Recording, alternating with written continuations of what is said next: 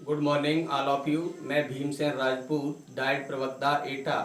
आज हम DElEd fourth semester सेलों के संयोजन के बारे में अध्ययन करेंगे। सेलों का संयोजन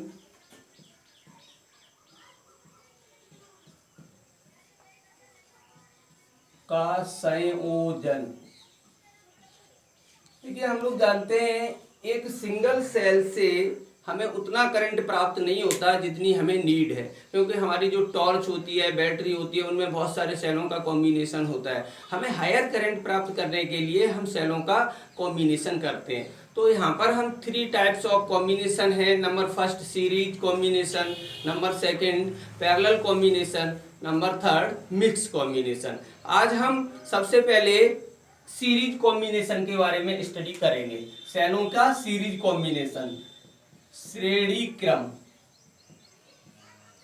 तो हम एन सेल लेंगे। हम यहाँ पर मान लेंगे कि एन सेल है, इनका ईएमएफ सेम है और इंटरनल रेजिस्टेंस भी सेम है, और इसका जो एक्सटर्नल रेजिस्टेंस है, वाई रेजिस्टेंस है, वो कैपिटल आर है। ये सारी चीज हम फिगर में शो करेंगे और फिगर के अकॉर्डिंग टू फिगर हम कंसीडर करेंगे कि एन सेल हैं, एन सेल, और ये सेल सीरीज में ऐड हैं, सीरीज में, और सीरीज में ऐड है, और इसमें एक्सटर्नल रेजिस्टेंस कैपिटल आर है, और इनका प्रत्येक सेल का ईएमएफ सेम है, ई है, और ये एन सेल ऐड किए गए हैं, और इनका जो इंटरनल रेजिस्टेंस है, इंटरनल रेजिस्टेंस आर कह दिया। Each cell internal resistance R. तो हमें हायर करंट के लिए ये सब करना पड़ रहा है, तो हम सबसे पहले नेट इंटरनल रेजिस्टेंस निकालेंगे। कुल आंतरिक प्रतिरोध,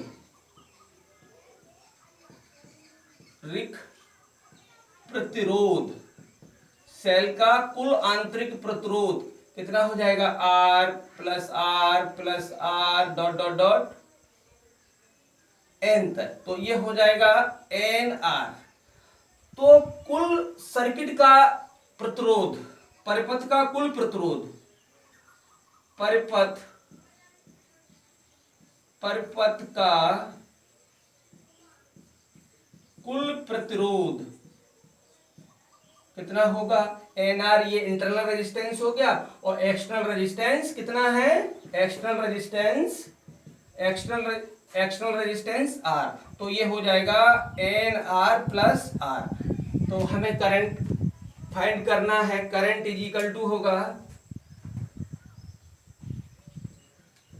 current is equal to EMF, net EMF upon net resistance. ये फॉर्मूला का यूज करेंगे, और यहां से I is equal to net EMF, यहां पर ईएमएफ फाइंड करेंगे। ईएमएफ, नेट ईएमएफ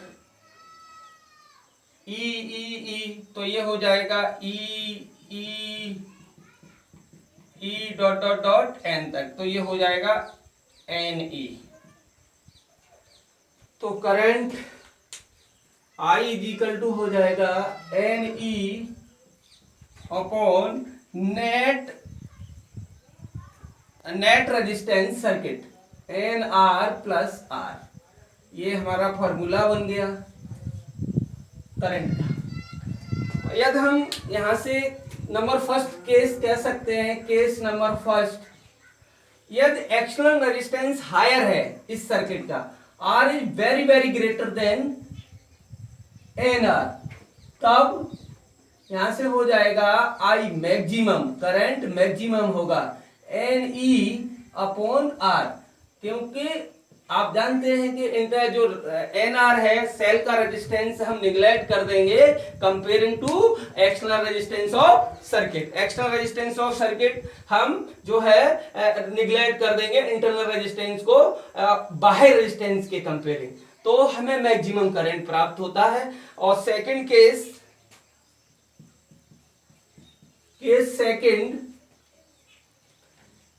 यदि R is very very smaller than N R, तब हम यदि हमारे सर्किट में अगर एक्सटर्नल रेजिस्टेंस मतलब स्मॉलर है, बहुत कम है, than comparing to internal resistance of cells, तो हम देखते हैं कि यहां से करंट आता है वो एक सिंगल सेल के बराबर आता है। और इस तरह से कॉम्बिनेशन हमें बहुत सारे सेलों को सीरीज में जोड़ने से हमें कोई भी बेनिफिट प्राप्त नहीं होता है। एन आर, एन से एन कैंसिल हो जाएगा, एक सिंगल सेल के बराबर करंट प्राप्त होता है। तो ये कॉम्बिनेशन हमारा बेकार है। जब भी हम सीरीज कॉम्बिनेशन बनाते हैं सेलों का, तो हम एक्सटर्नल रेजिस्टेंस को हायर रखते हैं comparing to internal resistance of cells.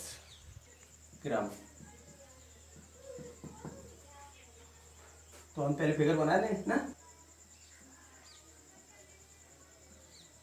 तो हम एन सेल लेंगे पैरेलल में,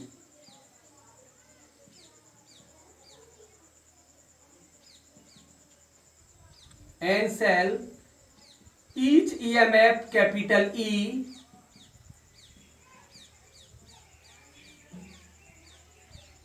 each EMF capital E, internal resistance small R, internal resistance small r, each cell internal resistance same, and A and B, और इस पे external resistance connect कर देंगे capital R। This combination cell parallel combination.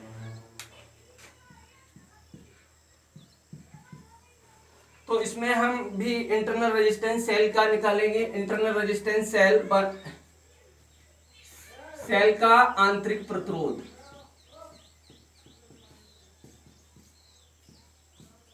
आंतरिक प्रतिरोध, तो हम कह देंगे 1/r' is equal to, parallel में रेजिस्टेंस इंटरनल रेजिस्टेंस सेम है, 1/r plus 1/r dot dot dot कहां तक, n तक। तो 1/r' is equal to n/r, तो r' is equal to r/n। और सर्किट में एक्सटर्नल रेजिस्टेंस कैपिटल R है, तो कुल प्रतिरोध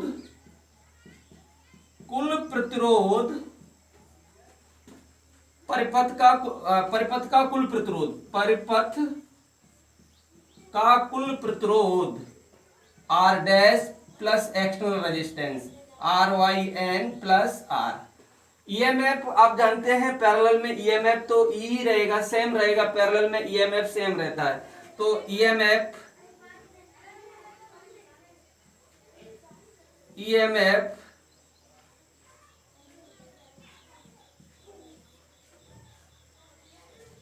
का ईएमएफ कैपिटल ई।